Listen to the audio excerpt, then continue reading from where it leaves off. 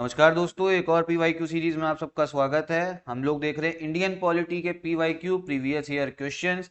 इससे पहले हम लोग हिस्ट्री के देख चुके हैं, हिस्ट्री में भी एंशियंट हिस्ट्री, प्राचीन भारत के। तो अगर आप लोग ने वो वाली वीडियो नहीं देखी तो पहले उसको देख लीजिए। अभी हम लोग इंडियन पॉलिटी कर रहे हैं, वो सीरीज अभी कंप्लीट नहीं हुई है, वो भी आगे कंटिन्यू रहेगी तब तक हम लोग इंडियन पॉलिटी देखेंगे। तो आज का पहला क्वेश्चन देखते हैं क्या है। Judicial review means that the Supreme Court has a final right over all matters, can frame charges against the President, can discuss the matters decided by the High Courts या can void the law made by any states। तो न्यायिक समीक्षा का अर्थ है कि सर्वोच्च न्यायालय सभी मामलों पर अंतिम अधिकार है, राष्ट्रपति के खिलाफ आरोप तय कर सकते हैं, उच्च न्यायालयों द्वारा तय किए गए मामलों पर चर्चा कर सकते हैं या किसी भी राज्य द्वारा बनाए गए कानून को रद्द कर सकते हैं। तो देखिए, पहले तो जुडिशियल रिव्यू का मतलब समझ लीजिए होता क्या है।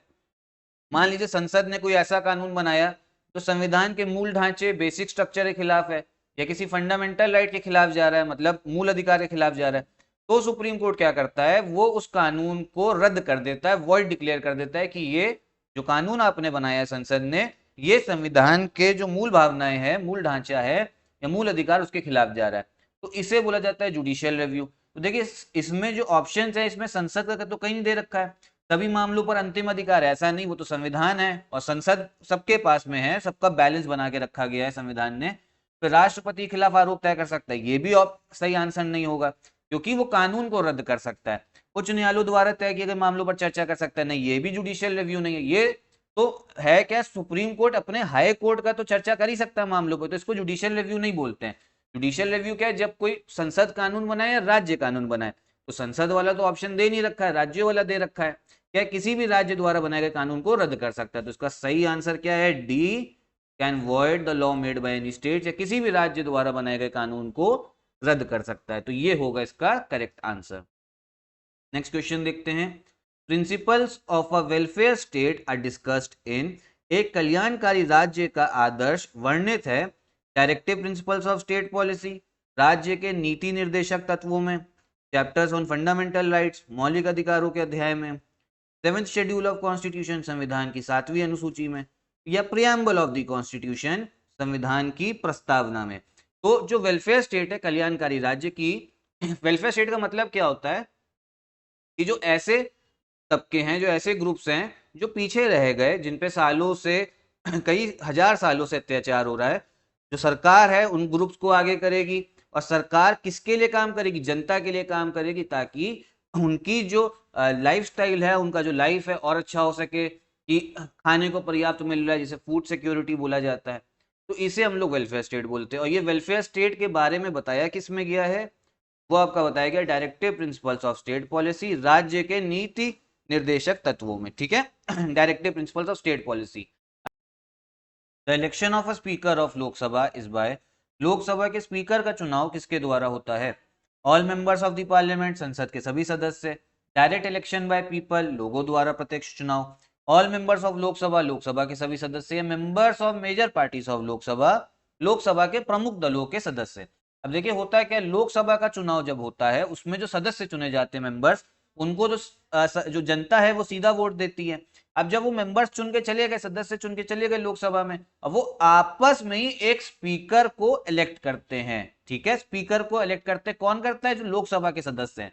तो करेक्ट आंसर क्या होगा आपका, c, all members of Lok Sabha, Lok Sabha के सभी सदस्य। ठीक है, अब क्या है, the president of India can be removed by, Bharat के राष्ट्रपति को हटाया जा सकता है, the prime minister of India, Bharat के प्रधानमंत्री द्वारा, Lok Sabha, chief justice of India, Bharat के मुख्य न्यायाधीश, या पार्लियामेंट, संसद। तो देखिए, इसका करेक्ट आंसर क्या है, प्रेसिडेंट को कैसे रिमूव करा जा सकता है। देखिए, जो रैंक वाइज अगर देखे, प्रेसिडेंट जो है प्राइम मिनिस्टर के ऊपर आते, सबसे टॉप पे है प्रेसिडेंट, अगर रैंक वाइज देखे तो प्राइम मिनिस्टर कैसे हटा सकते हैं।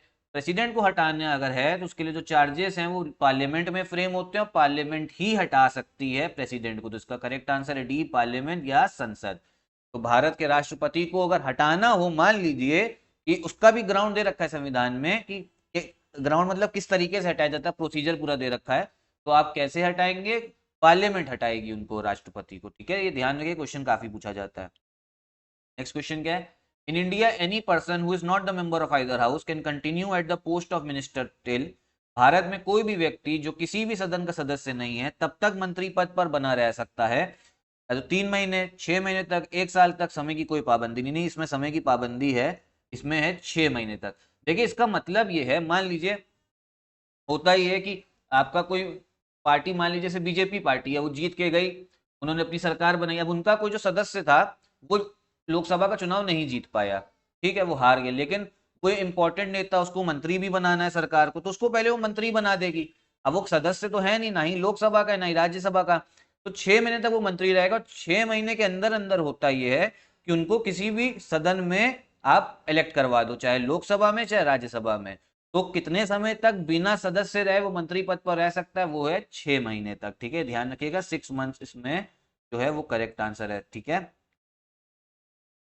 अब क्या है, the maximum time interval between two sessions of parliament, संसद के 2 सत्रों के बीच अधिकाधिक अंतराल होना चाहिए, कितना होना चाहिए, 4 महीने, 6 महीने, 1 वर्ष, जो समय राष्ट्रपति निर्धारित करे, ऐसा नहीं है, राष्ट्रपति वाला मैंने ये आपके संविधान में लिखा हुआ है कि 2 सत्रों के बीच में मैक्सिमम जो टाइम इंटरवल होगा, जो समय होगा, वो सिर्फ 6 महीने का हो सकता है, उससे ज्यादा नहीं। जब 6 महीने से ज्यादा अगर टाइम आपका जा रहा होगा तो फिर संसद के सत्र को बुलाना पड़ेगा, तो 6 महीने इसका करेक्ट आंसर है।